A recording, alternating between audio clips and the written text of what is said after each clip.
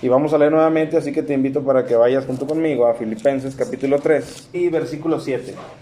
Vamos a leer el 7, el 8, el 9 y el 10. Y del 10 es del que vamos a estar hablando el día de hoy. ¿Amén? Dice, pero cuantas cosas eran para mí ganancia, las he estimado como pérdida por amor de Cristo. Y ciertamente aún estimo todas las cosas como pérdida por la excelencia del conocimiento de Cristo Jesús, mi Señor, por amor del cual lo he perdido todo y lo tengo por basura para ganar a Cristo y ser hallado en Él, no teniendo mi propia justicia que es por la ley, sino la que es por la fe, la justicia que es de Dios por la fe, a fin de conocerle y el poder de su resurrección y la participación de sus padecimientos, llegando a ser semejante a Él en su muerte. Pedro en su carta dice que los indoctos y los inconstantes tuercen las escrituras de Pablo porque él reconoce que entre las cuales hay cosas difíciles de entender.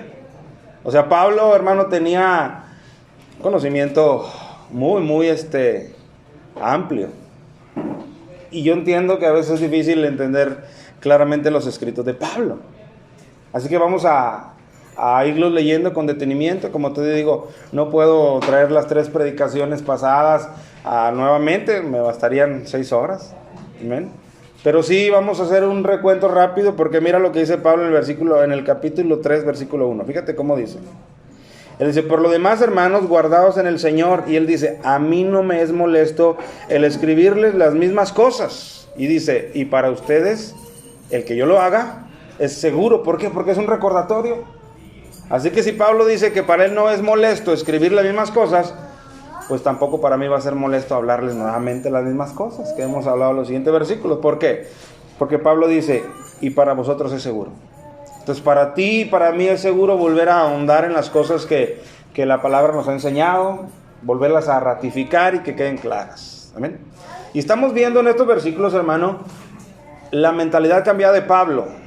Y él dice claramente en el versículo 7, pero cuantas cosas eran para mi ganancia, o sea, en otro tiempo él tenía muchas áreas en su vida que para él eran productivas, provechosas, de gloriarse. Y él dice, lo que antes para mí era ganancia, dice, ahora lo estimo voluntariamente, no porque no me quede otra opción, las estimo como pérdidas. ¿Cómo puede ser posible, hermano, que lo que antes a un hombre, a una mujer, a un joven le hacía jactarse, cómo puede ser posible que ahora, en un punto determinado, esas cosas ya no sean importantes para él? Yo mencionaba en algunas ocasiones, hermano, hay por ejemplo profesionistas que tienen un consultorio, que tienen un despacho y viene una plaquita donde viene su nombre y ellos no están satisfechos y no dice ingeniero, doctor o todo lo que han ellos logrado, y entonces ahí está especificado. ¿Por qué? Porque para ellos sus logros son una gloria. Y Pablo así era. Pablo, él se sabía con muchos logros, con muchos méritos. Él los describió unos versículos atrás. Dice, soy del linaje de Israel, soy fariseo, soy circuncidado desde el 8º día. En cuanto a la ley, dice, soy irreprensible. O sea, él tenía credenciales que lo hacían a él gloriarse en sí mismo. Pero ahora él dice, cuantas cosas eran para mí ganancia, ahora yo ya las tengo como una pérdida. Ya para mí ya no son ganancias, sino al contrario. Ahora me he dado cuenta que todas estas cosas me han estado jugando en contra. Cuando yo pensé que eran para mi beneficio, resulta que han resultado para mi perjuicio. Pero él nos dice qué es lo que lo hizo cambiar. Fíjate cómo dice el versículo 7. Las he estimado como pérdida, dice, por amor de Cristo. Y hay una clara diferencia entre que diga por amor de Cristo o por amor a Cristo. Muy marcada diferencia. Si dijera por amor a Cristo, Pablo estaría basando su cambio de mentalidad en lo mucho que él, Pablo, ama a Cristo. Pero nosotros sabemos, hermanos, que el amor que nosotros decimos tener al Señor muchas veces es falible. Muchas veces, por más que estamos seguros de Él, a veces nos avergonzamos, a veces nos intimidamos, o a veces se nos olvida ese amor que le decimos. Pero Pablo no está apelando ni confiando en el amor que él le tiene a Cristo. Al contrario, dice claramente ahí, dice, como pérdida por amor de Cristo. He comprendido el amor que Cristo me tiene y eso me ha hecho desprenderme y despojarme de las antiguas glorias Y ahora para mí la mayor de las glorias es ese amor que he conocido de Cristo hacia mí. Decía ahorita el canto que cantaban las hermanas, hablando de Cristo. Dejó su gloria. Dejó su gloria para venir a buscarme a mí. Y literalmente, hermano, literalmente lo hizo. Dejó su gloria.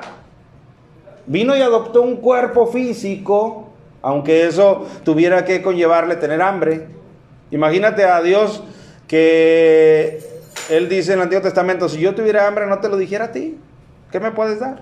Bueno, Él adquirió un cuerpo que pasó hambre, que pasó sueño, que pasó cansancio, que pasó dolor, que fue humillado, que fue escupido. Y todo eso, ¿por qué lo hizo, hermano?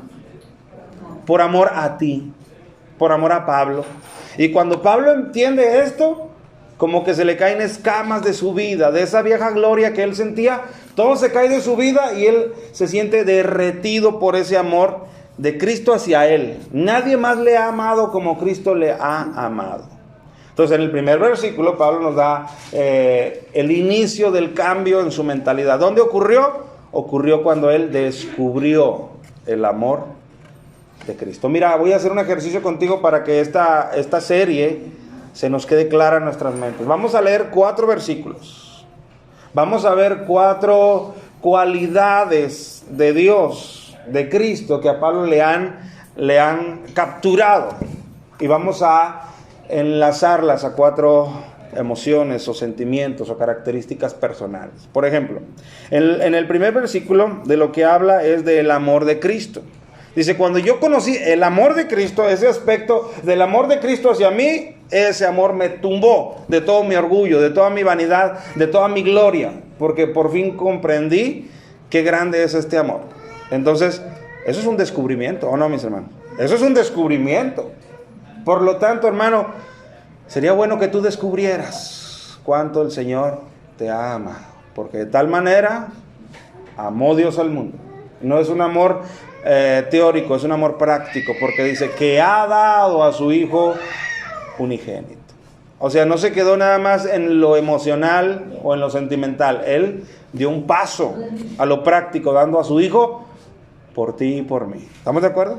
Entonces ese es el motivo que a Pablo lo hace cambiar de lo que antes le eran ganancias, ahora le son pérdidas. Pero luego el siguiente versículo, el 8. Dice, y ciertamente aún, o sea, no solamente mi pasado se vio afectado, lo que antes para mí era ganancia, no, también mi presente se ve afectado, porque él dice, y ciertamente aún estimo todas las cosas como pérdida, y él dice, por la excelencia del conocimiento de Cristo Jesús, mi Señor. O sea, el amor de Cristo fue el que me tumbó y me derribó de todos mis orgullos. Y ahora ese amor de Cristo fue el inicial para que ahora yo no desee otra cosa más que conocer a Cristo Jesús mi Señor. Yo lo quiero conocer más y más y más. Yo quiero saber de Él. Así que Él dice, yo en mi mente no tengo ningún otro deseo, objetivo, más que seguirle conociendo a mi Señor. Yo quiero, es como si me hubieran dado un regalo, dice Pablo.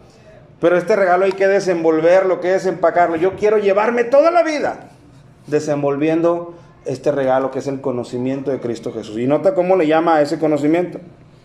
Él dice, y aún estimo todas las cosas como pérdida, dice, por la excelencia del conocimiento de Cristo Jesús mi Señor. Él le llama a ese conocimiento algo excelente. Hermano, tú pudieras tener conocimiento amplio en muchas áreas, pero este conocimiento, el de Cristo Jesús, es un conocimiento excelente, es incomparable. Amén, hermano. Por lo tanto, deberíamos nosotros tener un hambre de seguir creciendo y profundizando en cada vez más seguir conociendo a Cristo. Amén, hermanos. Entonces, si lo primero fue un descubrimiento, el amor, ahora esta es una motivación. Ahora él tiene una motivación. ¿Qué cosa? El conocimiento de Cristo. Y esa motivación, hermano, ¿cómo es una persona motivada? ¿Cómo es una persona motivada? Es activa, es persistente. Es una persona que si cae, se levanta. Es una persona que quiere más. ¿Por qué? Porque está motivada. Bueno, ahora Pablo tiene una nueva motivación en su vida. ¿Qué cosa es? El conocimiento de Cristo Jesús, su Señor. ¿Estamos de acuerdo? Entonces ya su mentalidad ha cambiado. Ahora también su actitud también ha cambiado. Entonces, eso es lo que vimos cuando estudiamos ese versículo, el conocimiento excelente de Cristo Jesús, mi Señor. Y vuelve él a decirlo, por amor del cual lo he perdido todo y lo tengo por basura para ganar a Cristo. Amén. Entonces ya vimos cómo inició el cambio en su mente. ¿Cómo? Descubriendo el amor de Cristo hacia él. ¿Qué ha provocado ese amor de Cristo hacia él? Ha provocado que él ahora no tenga otra cosa en su mente más que seguir conociendo y ahondando más acerca de Cristo Jesús. Y luego nosotros vimos el versículo 9 y dice, y ser hallado en él. Dice, yo quiero ser hallado en él. Si un día Dios sale a buscarme, sin duda me va a encontrar, ¿estamos de acuerdo? ¿Habrá algún lugar donde tú te puedas esconder de la presencia de Dios, de su escrutinio o de su búsqueda? No. Y Pablo dice, si algún día Él sale a buscarme, tengo dos opciones. O puedo ser hallado en Él, o puedo ser hallado fuera de Él. Pero ser hallado fuera de Él, como leímos en aquella ocasión que predicamos, ser hallado de Él es ser hallado luchando en contra de Él. Lo dijo Gamaliel. ¿Se acuerdan en ese Hechos capítulo 5? Gamaliel dijo, miren, déjenlos, a los apóstoles, déjenlos. Si lo que ellos están haciendo viene de Dios, primero dijo, si esto no viene de Dios, eso se va a desvanecer, ese cristianismo, ese camino, se va a desvanecer si no viene de Dios. Pero si sí viene de Dios, no seáis hallados luchando contra Dios. Entonces, ese es el otro lugar donde tú puedes ser hallado. Si tú no eres hallado dentro de Cristo y Dios sale a buscarte, Él te hallará luchando contra Él. Y cosa, hermano, difícil y dura es que tú seas hallado luchando contra Dios. No hay un personaje que pueda levantar su mano y decir, yo le gané a Dios cuando me vino y me buscó peleando contra Él. No hay ni uno solo. Y no serás tú la excepción. Nosotros vimos muchos textos de las bendiciones que teníamos al estar en Él. Muchos, perdón.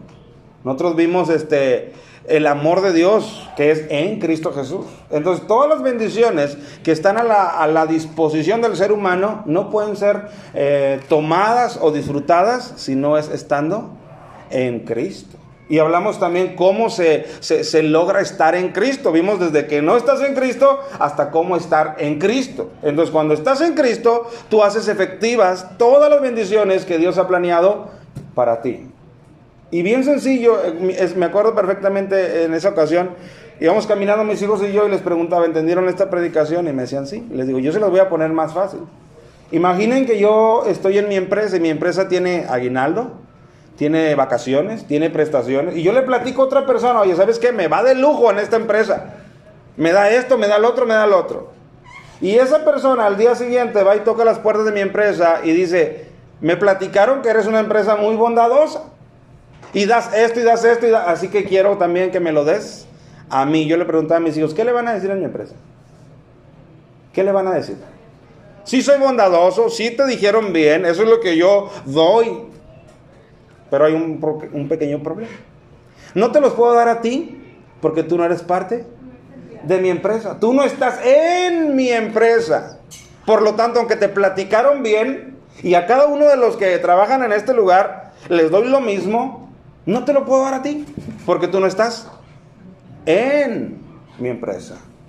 Por eso Pablo dice, yo quiero ser hallado en Él. O sea, si Dios un día llama a mi vida a su presencia, yo quiero que ese día Él me encuentre en Él. Es muy triste cuando Dios sale a buscar a una persona y la llama a su presencia y esa persona resulta que no fue hallada en Él.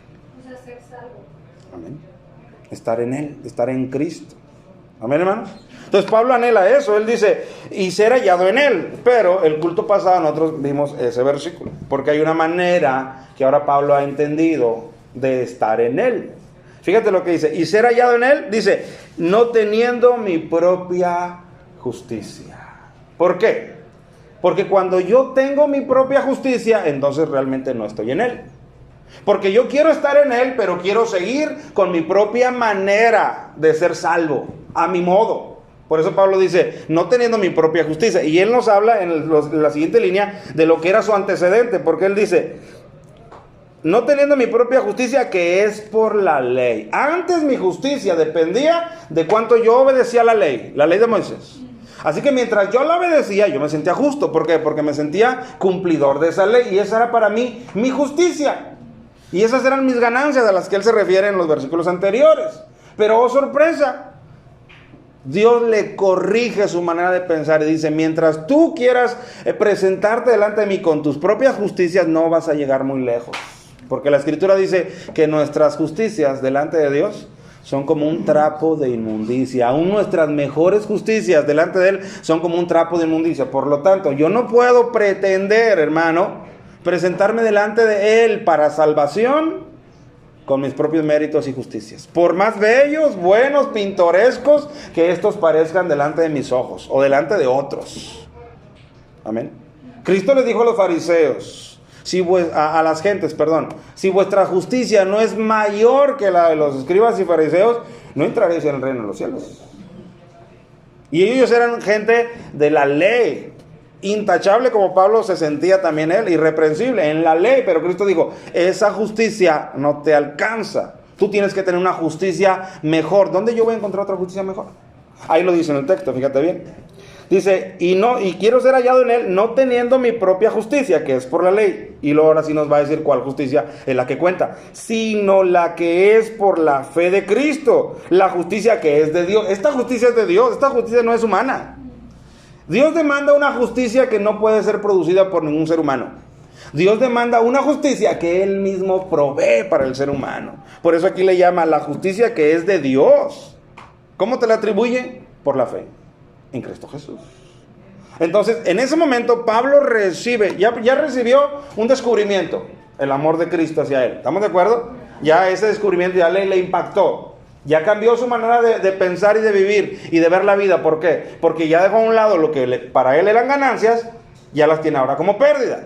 Ya también tuvo una motivación, ¿qué? Seguir cada vez más ahondando, profundizando en el conocimiento de Cristo Jesús. De hecho, fíjate, si tú lees unos versículos más adelante, dice Pablo en el versículo 12, no que lo haya alcanzado ya, ni que ya sea perfecto, sino que prosigo a ver si logro hacer aquello por lo cual fui también nacido por Cristo.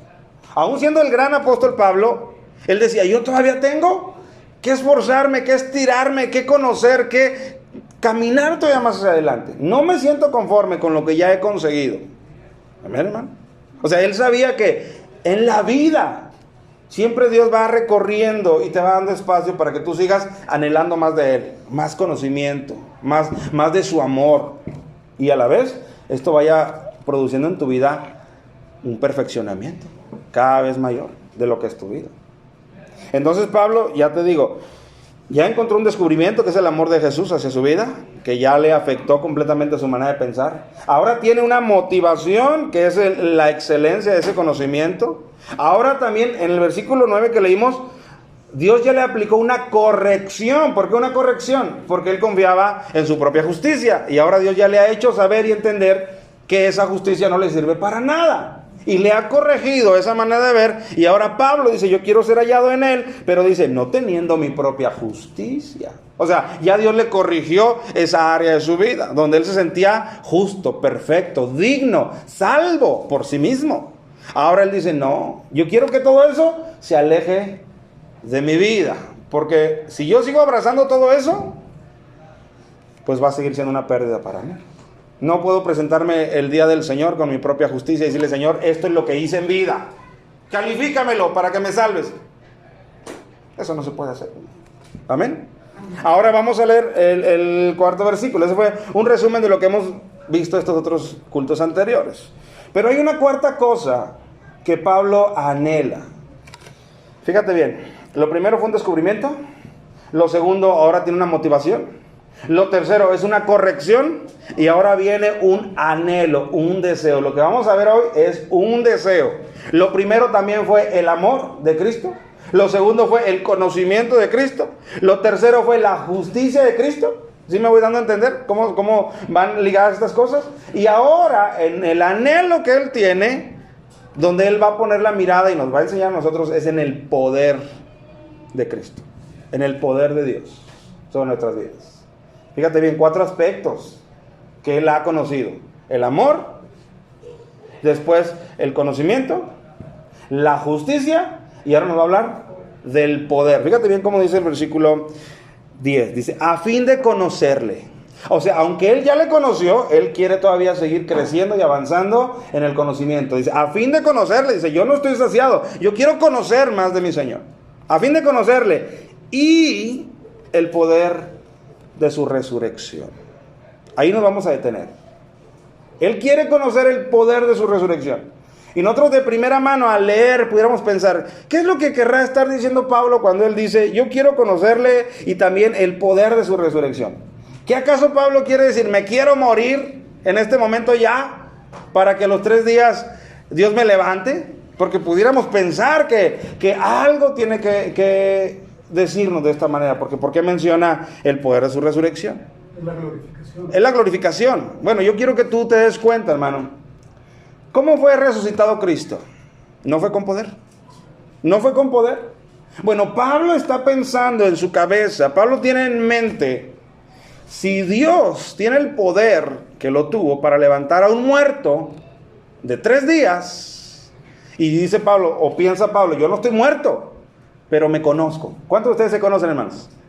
¿Cuántos de ustedes conocen sus debilidades, sus flaquezas, sus carencias, sus necesidades? Y Pablo está pensando, si Dios tiene el poder y lo tuvo para levantar a Jesús que estaba muerto, o sea, ya estaba todo perdido, pudiéramos pensar, porque está muerto, y de ahí lo levantó, ¿cuánto más no podrá hacer Él en mi vida, que yo no estoy muerto, pero tengo tantas debilidades, con el poder, con el mismo que levantó a Jesús de los muertos? ¿Me explico, hermanos? Pablo dice, yo quiero conocer ese poder. El poder que a Cristo lo levantó de los muertos. Yo quiero ver qué puede hacer ese poder en mi vida, porque conozco mi debilidad, conozco mis errores. ¿Tú los conoces, hermano? ¿De carácter cómo andas, hermano? ¿Cómo andas de carácter? Siendo honestos, ¿cómo andamos de carácter? Yo creo que ahí tenemos todos una debilidad muy marcada. Amén. De ánimo, ¿cómo andas, hermano? De ánimo, ¿cómo andas? De capacidad de reacción, de capacidad de sostenerte, de capacidad de seguir adelante. Normalmente tú eres de los que alientan a otros, o tú eres de los que necesitan siempre ser alentados. Entonces todo eso, hermano, nosotros lo conocemos en nosotros. Pablo dice, yo quiero conocer el poder que levantó a Jesús de los muertos. Yo quiero conocerlo, pero no teórico. Yo quiero conocerlo en mi vida prácticamente. Yo conozco mis debilidades, pero yo quiero que ese poder actúe en mi vida. Yo quiero ver qué es lo que puede hacer ese poder en mi vida. ¿Y sabe qué? Yo también quiero conocer eso. Porque tengo un sinfín de debilidades y de carencias que si no es a través del poder de Dios, que a Jesucristo le levantó, si no es a través de ese poder, yo creo que yo voy a seguir con todas estas debilidades. Mira, vamos a ir viendo esto un poquito más en forma. Mira, vayan todos conmigo, por favor, a Corintios. Primera carta de Pablo a los Corintios. Primera de Corintios capítulo 4, versículo 18. Como contexto, nada más te platico, hermano. Esta iglesia de los Corintios, por algún momento empezó a rechazar a Pablo, su autoridad, su liderazgo. Lo menospreciaban. En cierta manera lo estaban afrontando, confrontando. Y fíjate lo que dice Pablo en el versículo 18. Dice, mas algunos están envanecidos, por eso me hacen menos, porque se sienten muy grandes. Dice, mas algunos están envanecidos como si yo nunca hubiese de ir a vosotros. Dice, algún día voy a ir. No lo está amenazando. Simplemente le está diciendo, hermanos, algunos de ustedes están envanecidos, como si yo nunca hubiera de ir a vosotros.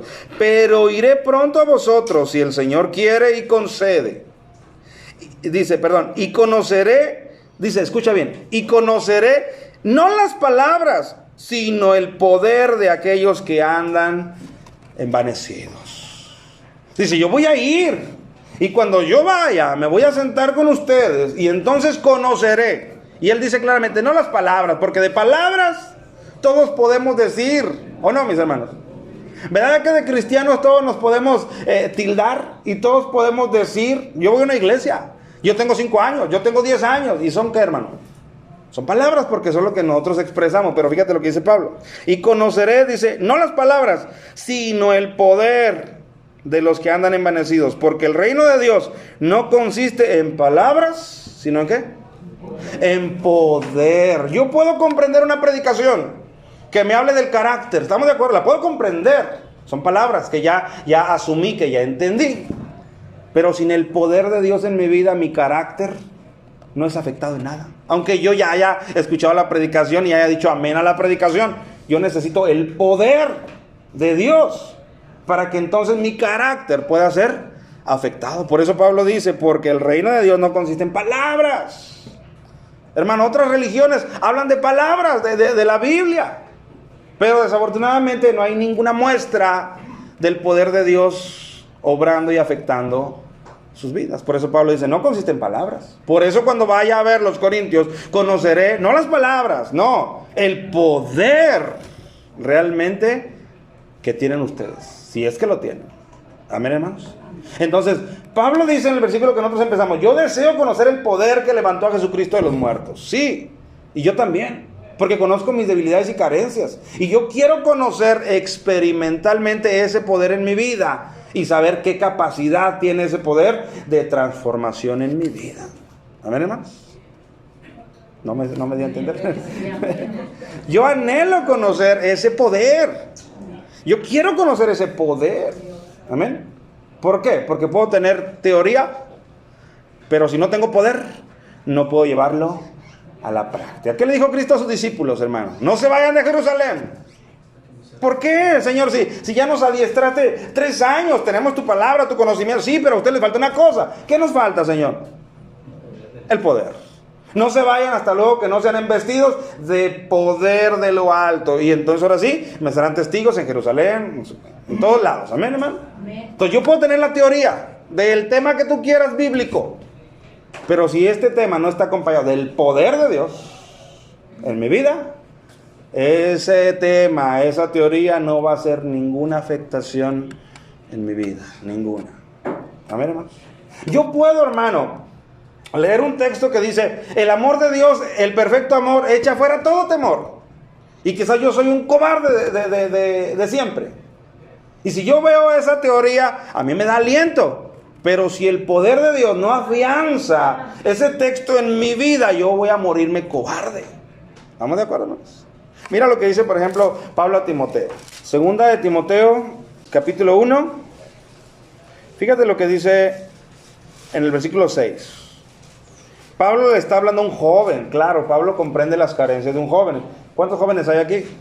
Nosotros quisiéramos que todos estos jóvenes que están aquí tuvieran de nuevo, ¿verdad que sí? Valentía, atrevimiento, capacidad de que a todo mundo les testificaran, yo soy un hijo de Dios. Pero muchas de las veces hay esa timidez del joven, porque también le abruma toda la manera en que viven los jóvenes del mundo. Y Pablo también, conociendo esto en Timoteo, le dice, por lo cual te aconsejo que avives el fuego del don de Dios que está en ti por la imposición de mis manos, el Espíritu Santo. Dice, porque no nos ha dado Dios espíritu de cobardía. Escuchen los jóvenes, y escucha tú si tu corazón es un corazón cobarde. Porque no nos ha dado Dios espíritu de cobardía, sino de poder, de amor y de dominio propio. Lo primero que Pablo dice es, el espíritu que Dios nos ha dado es un espíritu de poder. Eso es lo primero, hermano. Es un espíritu de poder. Por eso ahora que Pablo está relatando su nuevo conocer en Cristo, él dice, no solo me basta el amor que ya lo abracé el amor. No solo me basta el que quiero seguirlo conociendo a Él. No solo me basta la justicia, que ya sé ahora que no es la mía la que vale, es la de Él. Sino ahora, en el resto de mis días, yo quiero seguir experimentando su poder. Ese poder tan capaz que le levantó de los muertos. Bueno, yo todavía no estoy muerto, dice Pablo, pero tengo un montón de carencias en mi vida. Tengo un montón de debilidades en mi vida. Entonces yo quiero experimentar ese poder para que mis carencias y mis debilidades se logren, se cambien. ¿A través de qué? De ese poder que Pablo está anhelando. ¿Estamos de acuerdo? Entonces Pablo le dice a Timoteo, Timoteo, no te desalientes, no te desanimes, no tengas vergüenza, porque el Señor nos ha dado un espíritu, y no es un espíritu de cobardía, es un espíritu de poder. Así que, mis amados hermanos, anhelemos ese poder, que sea un poder efectivo en nosotros. Miren, hermanos, lo que dice Pedro. Acompáñenme a Pedro. Vayan todos a 1 de Pedro, capítulo 2 y versículo 11. Fíjate lo que Pedro nos va a pedir. Dice, amados, yo os ruego como a extranjeros y peregrinos que os abstengáis de los deseos carnales que batallan contra el alma. Miren, Pedro está poniendo las cosas claras sobre la mesa. ¿A quién está hablando? ¿A cristianos o no cristianos? ¿A creyentes o no creyentes? ¿A conversos o a inconversos? ¿A quiénes? ¿A los de adentro o a los de afuera? A los de adentro. ¿Estamos de acuerdo? Le está hablando a los de adentro, por lo tanto a nosotros. Y fíjate la realidad que él les expone, para que ellos no se asusten ni se sorprendan. Él les dice, amados, yo os ruego como extranjeros y peregrinos que os abstengáis de los deseos carnales que batallan contra el alma. Somos creyentes, somos cristianos, somos redimidos, pero aún hay deseos carnales en nuestras vidas presentes todo el tiempo en nosotros. ¿O no, hermanos? ¿O nomás le pasaba a Pedro? ¿O nomás le pasaba a la audiencia que Pedro le está hablando? ¿O nomás me pasa a mí? A todos, hermanos, todos nosotros, aunque redimidos, seguimos teniendo deseos carnales. Y Pedro se los hace claro, de manera que ni se asusten ni se sorprendan. Ni estamos que, no, yo no, Pedro, ¿qué pues? Yo soy creyente, no. Todos tenemos deseos carnales. Y estos batallan, confrontan contra el alma. ¿Estamos de acuerdo? Pero Pedro, ¿qué es lo que nos está pidiendo? ¿Que no lo sintamos? Está regañándolo, hermanos, ¿por qué? ¿Por qué si ya conocemos a Cristo, por qué te dejas sentir esos deseos carnales? No está diciendo esto. Pedro dice, esto es una realidad y esto va a seguir en nuestras vidas hasta luego que no seamos glorificados. Mientras tengamos este cuerpo y estemos en esta vida, por más cristianos que seamos, vamos a tener deseos carnales que todo el tiempo nos van a estar en nuestra mente sugiriendo que desobedezcamos. Pero Pedro dice, yo os ruego que os abstengáis. Fíjate bien. Que os abstengáis. ¿Qué es eso? ¿Qué es que os abstengáis? ¿Que te niegues o no? Que te niegues. Bueno, ¿y cómo me puedo negar yo? Si no es con el poder de Dios. ¿Cómo me puedo yo negar a esos deseos carnales, a esos apetitos, a esos antojos, a esos ataques de Satanás? Porque Satanás nos ataca, conociendo nuestra debilidad nos ataca. Por la televisión, por los radios, por la plática con los amigos, por lo que vemos nos ataca. ¿O no, mis hermanos? ¿Verdad que nos ataca? Bueno, ¿cómo puedo yo resistir y hacer frente? ¿Con la teoría? ¿Tú sabes la Biblia? Y muchas de las veces sabiendo la Biblia tropezamos y caemos en lo que sabemos, pero tropezamos. Con arrepentimiento, está bien. Pero primeramente, hermano, con el poder de Dios en nuestras vidas. Si no está efectuando el poder de Dios en nuestras vidas, yo no voy a tener la capacidad de resistir a la más mínima provocación de mi carne para caer o para fallarle a Dios. Si no es con el poder de Dios en mi vida, yo no voy a poder resistir. Yo no le voy a poder hacer frente a esos deseos carnales que están combatiendo continuamente, diariamente, incesantemente contra mi vida. Yo necesito el poder de Dios en mi vida. Por eso Pablo dice, yo anhelo conocer ese poder, yo anhelo que ese poder esté en mi vida, porque soy tan frágil, soy tan débil. Por más conocimiento que adquiero de Cristo Jesús, más me doy cuenta de lo débil que soy. ¿O no, mis hermanos? Por eso Pablo dice, yo anhelo conocer el poder de Cristo, el poder que le resucitó, porque yo quiero que ese poder haga una obra también en mí. Eso es lo que está diciendo él. Vaya nuevamente, hermanos, a Corintios, donde estábamos ahorita. Estamos en la primera carta de Corintios, leímos el capítulo 4. Quiero que leamos el capítulo 6, perdón. Vayan al capítulo 6. Versículo 9. Capítulo 6, versículo 9. Dice, ¿no sabéis que los injustos no heredarán el reino de Dios? No erréis. Y escuchan nuestros antepasados. Ni los fornicarios, ni los idólatras, ni los adúlteros, ni los afeminados, ni los que se echan con varones, ni los ladrones, ni los ávaros, ni los borrachos, ni los maldicientes, ni los estafadores heredarán el reino de Dios. Y esto erais algunos. Ahí está cómo nos liga con todo este tipo de antepasados. Y esto erais algunos. Y más cosas que le faltan ahí. Amén. Dice, mas ya habéis sido lavados, ya habéis sido santificados, ya habéis sido justificados en el nombre del Señor Jesucristo y por el Espíritu de nuestro Dios. Y luego dice, todas las cosas me son lícitas. Amén. Porque no somos una religión. La religión es la que te impide. Todas las cosas me son lícitas, pero escucha, mas no todas me convienen. todas las cosas me son lícitas, y subraya la siguiente frase de Pablo, mas yo no me dejaré dominar de ninguna. Dice, aunque todas las cosas me son lícitas, no todas son convenientes. ¿Estamos de acuerdo? No todas son productivas ni provechosas para mi vida. Por lo tanto, él dice, yo no me dejaré dominar de ninguna. ¿Cómo yo puedo ejercer? ¿O cómo puedo, más bien, oponerme para no dejarme dominar por todas estas cosas? ¿Cómo? ¿Cómo? Con el poder de Dios. Solamente con el poder de Dios, obrando en mi vida, es con el cual yo no puedo dejarme dominar por ella. Si yo no tengo el poder de Dios, yo no puedo hacerle frente a todo este tipo de cosas que antes nosotros éramos. ¿Por qué el borracho, hermano?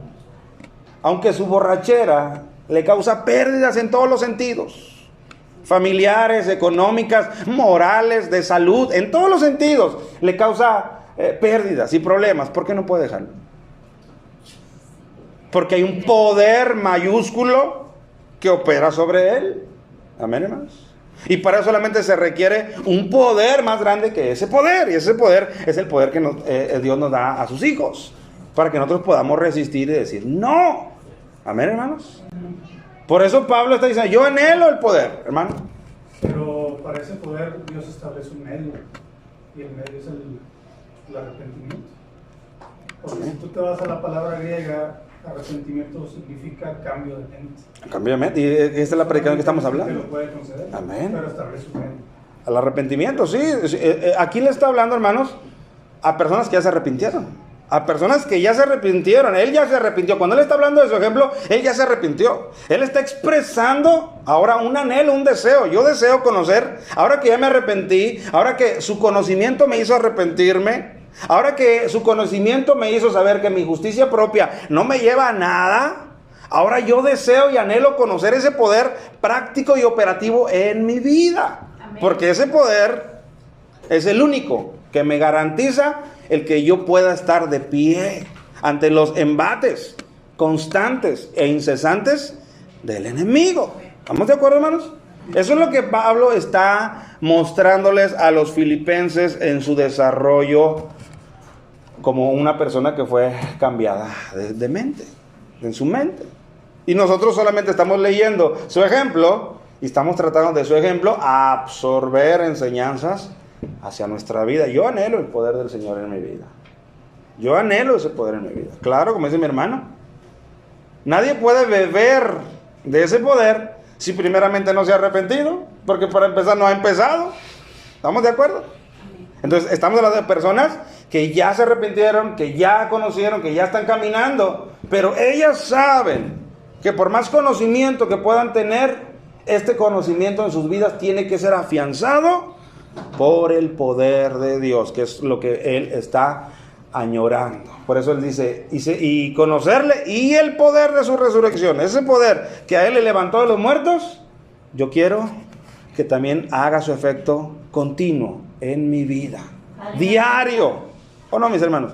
¿O usted, hermano, le gustaría enfrentarse a un día de trabajo o de ama de casa o de lo que usted quiera, sin primeramente cargar una mochila de poder de Dios en su vida, para que usted pueda hacerle frente a ese día? Y sabes que muchas veces enfrentamos los días así. Así los enfrentamos, a ver cómo viene el día, a ver cómo reacciono. Yo necesito el poder de Dios día a día en mi vida para poder afrontar todo lo que se me venga. Amén, hermanos.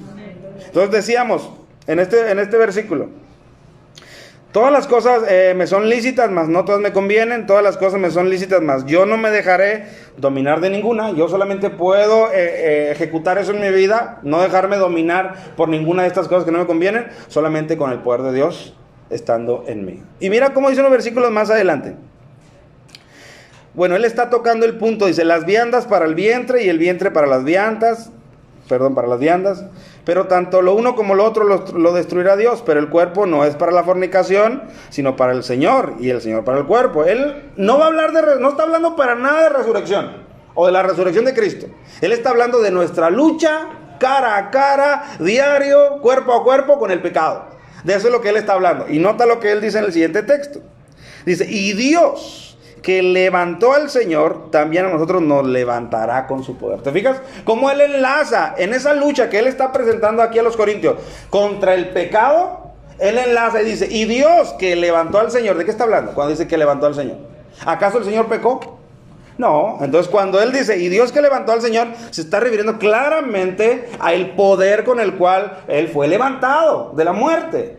Y ahora Él lo toma como analogía y dice, también a nosotros nos levantará con su poder. Y no está hablando de muerte ni de resurrección, está hablando de la lucha con el pecado. Por lo tanto, Él sabe que ese mismo poder que actuó en Jesús para levantarlo de entre los muertos, es el mismo que puede actuar en nuestras vidas para levantarnos en contra del pecado, que todo el tiempo está confrontándonos. Amén, hermano.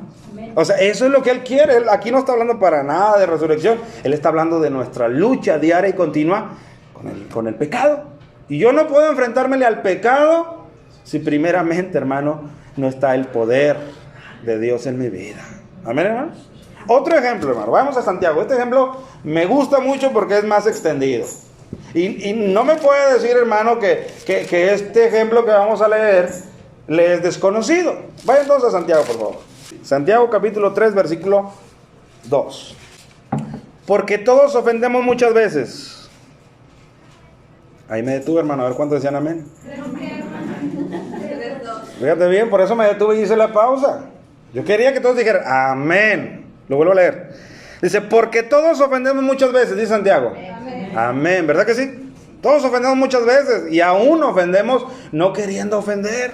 Aún ofendemos al que en la vida nos hubiéramos imaginado ofender, pero lo ofendemos, le atropellamos. ¿Por qué? Por la carnota que nos cargamos. Por eso Santiago dice, porque todos ofendemos muchas veces. Si alguno no ofende en palabra, o sea, si es que aquí en esta iglesia hubiera una excepción que no ofenda, fíjate lo que dice Santiago, si alguno no ofende en palabra, este es varón perfecto, capaz también de refrenar todo el cuerpo. Santiago dice, si alguno no ofende en palabra y nunca ha ofendido, este es un varón perfecto, imitémoslo a él, porque él es capaz no solo de refrenar su lengua, sino de refrenar toda su vida, controlarla. Todo el cuerpo. Hermanos, ¿ustedes han domado su lengua al 100%? ¿Toda la vida? Aunque sean cristianos.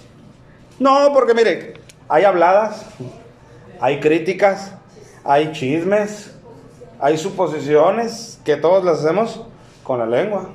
Hay cuando no me doy a entender. Malinterpretaciones. Cuando yo digo una cosa y lo dije mal, ¡ay, qué torpe soy! Lo dije mal porque como lo dije, resulta que causé enfado, causé enojo. Ya le ofendí, no era mi intención. Pero fíjate lo que sigue diciendo Santiago. He aquí nosotros ponemos freno en la boca de los caballos para que nos obedezcan y dirigimos así todo su cuerpo. ¿Cierto o no, mis hermanos? ¿Verdad que sí? Está siendo bien práctico Santiago. Está poniendo un ejemplo que podemos ver a la luz. Dice, mirad también, ahí está otro ejemplo, mirad también las naves, aunque tan grandes y llevadas de impetuosos vientos, son gobernadas con un muy pequeño timón, por donde el que las gobierna quiere, con un pequeño timón, para la derecha, para la izquierda, a pesar de que haya tempestad. Dice, así también la lengua es un miembro pequeño, pero se jacta de grandes cosas. He aquí cuán grande bosque enciende un pequeño fuego. Y la lengua es un fuego, un mundo de maldad. La lengua está puesta entre nuestros miembros y contamina todo el cuerpo, e inflama la rueda de la creación, y ella misma es inflamada por el infierno. Porque, escucha bien este detalle, porque toda naturaleza de bestias, y de aves, y de serpientes, y de seres del mar, se doma, y ha sido domada por la naturaleza humana. Y eso que esto fue escrito hace más de 2000 años. Y ya para su tiempo era clarísimo que se podía domar un toro. ¿Han visto los toros cebú, hermano? A mí me encanta ese animal. Un toro cebú, ¿lo conocen? Es un toro blanco, imponente, de unos lomos enormes de este güey, una cabeza, hermano. Impresionante, se puede domar. ¿Ha visto los leones hambrientos? Bueno, se pueden domar. Los tigres, las serpientes, se pueden domar. Los cocodrilos, Se pueden domar. Y eso es lo que Santiago dice a 2000 años de diferencia. Dice, porque toda naturaleza de bestias y de aves, de serpientes, de seres del mar, se doma y ha sido domada por la naturaleza humana. Pero ningún hombre puede domar la lengua. Y me detengo a ver cuántos dicen amén. Pero ningún hombre puede domar la lengua. Ningún hombre puede domar la lengua. Dice que es un mal que no puede ser refrenado, llena de veneno mortal. ¿Qué le parece? Sería mejor cortarnos la lengua, ¿no, hermano? Si está tan mal descrita en la palabra, pues vamos a cortarnos la lengua, ¿qué le parece? Pero ninguno nos atrevemos. Entonces, hermano, si la lengua no se puede domar, ¿qué es lo que necesitamos? El poder de Dios en nuestras vidas. ¿Para qué? Para restringirla lo más que podamos. Pero la lengua refleja el corazón. Claro, Cristo dice claramente que lo que habla tu boca es lo que hay en tu corazón. Y eso es clarísimo. Tú te topas personas que en 10 minutos que hablas, 9 se las pasó hablando de ella misma. ¿Qué hay en su corazón, hermano, de esa persona? Ego. Él es su propio Dios. Hay otras personas que se la pasan hablando de dinero, de viaje. ¿Qué hay en su corazón, hermanos? Hay otras personas que se la pasan hablando de mujeres. No, es que yo anduve con tantas y traigo y... ¿Qué hay en su corazón? Este es un ejercicio, hermano. Escúchate un día. Analiza un día. Escúchate a ver de qué es lo que tú hablas. Porque de lo que tú hablas es de lo que está lleno tu corazón. Entonces, si esto nos está explicando Santiago, lo difícil que es domesticar la lengua, ¿qué ocupamos, hermano? ¿Conocimiento? ¿Conocimiento? Sí. Porque de conocimiento muchas de las veces estamos llenos. Pero conocimiento del poder. Conocimiento.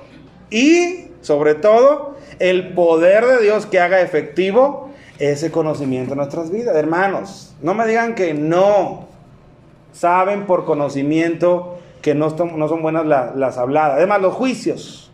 Hacemos un juicio de una acción del hermano o de la hermana. Y sabemos que eso, la Biblia dice, no juzguéis antes de tiempo. Conocimiento lo tenemos. Pero a veces lo que no tenemos es el poder de refrenar y de domar esta lengua para que no haga ese juicio. ¿Estamos de acuerdo?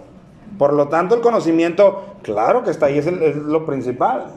Pero de nada sirve el conocimiento si no viene acompañado del poder que haga efectivo ese conocimiento en nuestras vidas. Por eso, fíjate cómo termina diciendo Santiago, hablando de ese punto de la lengua. Pero ningún hombre puede domar la lengua, que es un mal que no puede ser refrenado, lleno de veneno mortal. Con ella, escucha bien, es que esto es lo grave, con ella bendecimos al Dios y Padre. Y ahorita todos cantamos alabanzas, ¿o no, mis hermanos? Y nos gozamos en cantar esas alabanzas. Pero dice también, y con ella maldecimos a los hombres que están hechos a la semejanza de Dios. Esto es algo terrible. Con mi lengua bendigo a Dios, pero maldigo al ser que tiene la semejanza o el molde con el que fue hecho, fue a la semejanza de Dios. Por eso Santiago dice, de una misma boca proceden bendición y maldición. Hermanos míos, esto no debe ser así. Esto es claro que no debe ser así. Y yo sé teóricamente, bíblicamente, que esto no debe ser así. Pero mientras el poder de Dios no actúe en mi vida para refrenarme, yo lo voy a seguir haciendo. Aunque sepa que al que maldigo fue hecho a la imagen de Dios. Y lo voy a seguir maldiciendo. Mientras no tenga el poder para poder refrenarlo. Entonces ahora comprenden por qué Pablo en el relato donde nos está hablando de él, de su conversión, de su nueva manera de pensar. Algo muy importante para él es y conocer el poder de su resurrección. Él quiere ver hasta dónde llega ese poder que a Cristo le levantó. Él quiere ver hasta dónde llega, pero ahora ¿dónde? En su vida, en sus debilidades, en sus errores. Tú y yo deberíamos de anhelar lo mismo, hermano.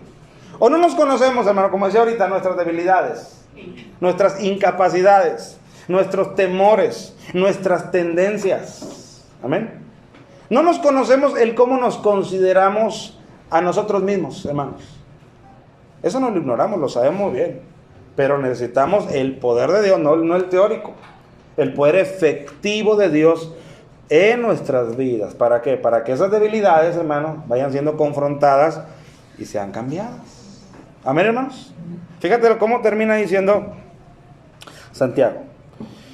Bueno, dice, ¿acaso alguna fuente hecha por la misma abertura agua dulce y agua amarga? Claro que no.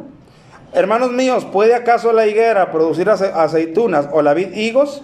Así también ninguna fuente puede dar agua salada y agua dulce. Sigue hablando de los efectos de la lengua. Pero nota el siguiente versículo, el 3, y con ese cierro, lo de Santiago. ¿Quién es sabio y entendido entre vosotros? Fíjate lo que hace Santiago. Mira, Alfa, tú hiciste una cara de no.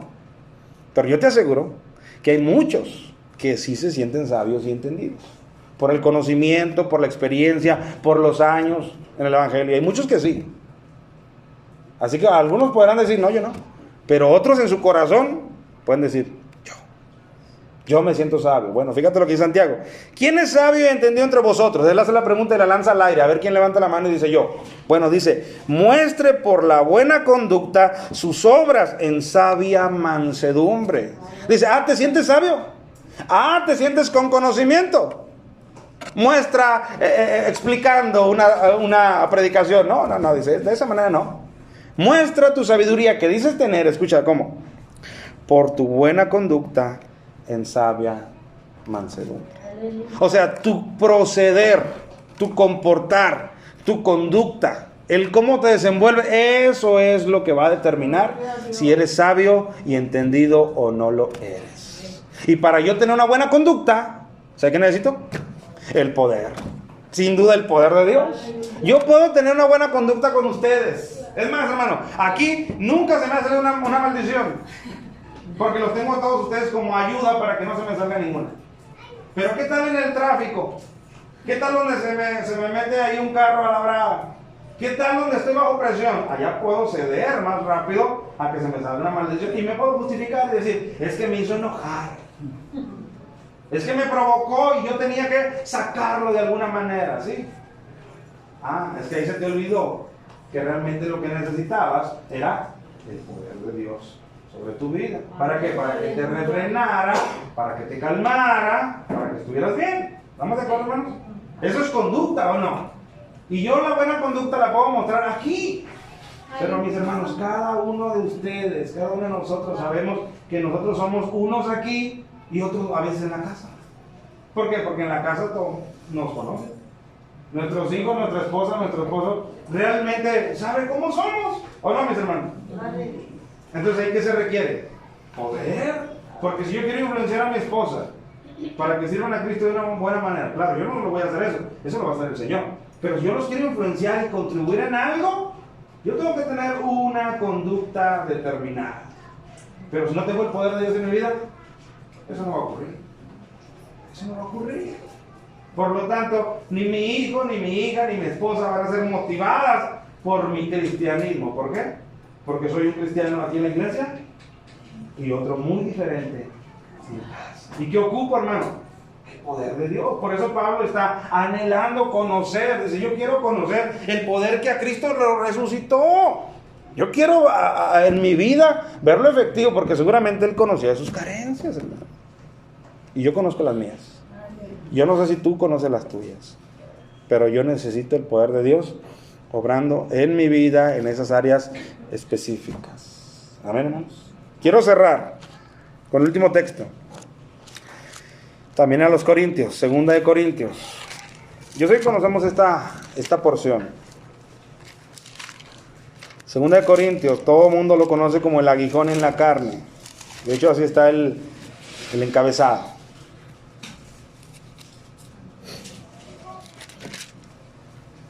¿Lo tienen? 2 Corintios, capítulo 12. Vamos a leer del versículo 1. Al cabo no me voy a detener en todos los versículos, pero para ver el contexto de lo que Pablo nos quiere decir. Dice, ciertamente no me conviene gloriarme, pero vendré a las visiones y a las revelaciones del Señor. Conozco a un hombre en Cristo, fíjate, conozco a un hombre en Cristo, está hablando de sí mismo. Conozco a un hombre en Cristo que hace 14 años, si en el cuerpo no lo sé, o si fuera el cuerpo no lo sé, Dios lo sabe, fue arrebatado hasta el tercer cielo. Y conozco a tal hombre, si en el cuerpo o fuera el cuerpo no lo sé, Dios lo sabe, que fue arrebatado al paraíso, donde oyó palabras inefables que no le es dado al hombre expresar. De tal hombre me gloriaré. Fíjate cómo aún seguía teniendo él motivos para gloriarse. Como los tenía en el judaísmo, ahora en el cristianismo también, porque ¿quién más que solamente Pablo? Como dice él, no sé si en el cuerpo o fuera del cuerpo, fui llevado hasta el tercer cielo. Y nadie más lo ha hecho. Dios lo hizo con él. O sea, ese era un motivo para gloriarse. Calmados, que yo fui al tercer cielo. Y pudieran decirle a todo el mundo eso, es como carta de que lo respetaran. Pero dice, de ese hombre me gloriaré. Pero de mí, aunque está hablando de él mismo, de mí, de este, del que soy, del débil, de mí mismo en nada me gloriaré, sino en mis debilidades. Y luego dice, sin embargo, si quisiera gloriarme, no sería insensato, porque diría la verdad. Pero lo dejo para que no piense de mí más de lo que... para que nadie piense de mí más de lo que ve en mí u oye de mí. Y para que la grandeza de las revelaciones, estas que ha dicho, no me exaltasen desmedidamente, me fue dado un aguijón en la carne. Un mensajero de Satanás que me abofeté, para que no me enaltezca en sobremanera. ¿Te fijas cómo, aunque era el apóstol Pablo, él reconoce que él está en la carne y que en cualquier momento se puede deslizar y otra vez revivir aquel engrandecimiento que tenía el judaísmo? Eso puede pasarnos a nosotros. Dice, para que no me enaltezca en sobremanera, respecto a lo cual 3 veces he rogado al Señor que lo quite de mí. Probablemente era una enfermedad muy marcada en él. Dice, y me ha dicho, fíjate lo que le ha dicho Cristo cuando él ha pedido que le quite ese aguijón. Bástate mi gracia, porque mi poder, que es de lo que estamos hablando, mi poder se perfecciona en la debilidad. Y luego él dice como conclusión, por tanto, de buena gana. Hermano. ¿Alguien sabe lo que es la buena gana? ¿Qué es, hermano, la buena gana? Es la disposición, ¿qué más? Es la actitud, ¿qué más? El gusto, ¿qué más? La sonrisa. Por eso siempre les pido que se rían cuando nos acabemos el culto. Dice, por tanto, de buena gana. Hermano, para que usted y yo podamos tener buena gana, sin duda se necesita el poder. Sin duda se necesita el poder. A veces estás atribulado por todos lados. Y tú puedes decirle, Pablo, ¿de dónde quieres que saque la buena gana? Pablo estaba con un aguijón. Y él dice como conclusión, por tanto, de buena gana me gloriaré más bien en mis debilidades, para que repose sobre mí el poder de Cristo. Por lo cual, por amor de Cristo, a Cristo, me gozo en las debilidades y afrentas, en necesidades, en persecuciones, en angustias, porque cuando soy débil, entonces soy fuerte. O sea, cuando soy débil y pongo toda mi confianza en Él, entonces es cuando su poder empieza a operar en mí y yo me convierto de un débil a un fuerte. Amén, hermanos. Entonces yo no sé tú, hermano, he tratado de hacer lo mejor posible para que tú entiendas el día de hoy cuán indispensable y necesario es el poder de Dios en nuestras vidas, en nuestro diario vivir, en todo lo que hacemos, en cómo reaccionamos, en cómo pensamos, en cómo nos relacionamos con los demás. Es indispensable el poder de Dios reposando en nuestras vidas. Amén, hermanos. Por eso Pablo dice en los versículos que empezamos, yo quiero conocerle y el poder de su resurrección. Yo quiero ese poder ahora en mi vida. De aquí hasta que acaben mis días, día tras día lo quiero ver manifestado en mi diario vivir. ¿Qué sería de nosotros sin el poder, hermanos? Que Dios nos da. Porque si no lo da, ¿qué sería de nosotros? Gente religiosa que viene un domingo, sale y echa chispas, sale y hace chispas, y viene otra vez el domingo, y así se la vive toda su vida. Por eso, hermano, yo necesito que Dios trabaje en mí, dándome de su poder. Amén, hermanos.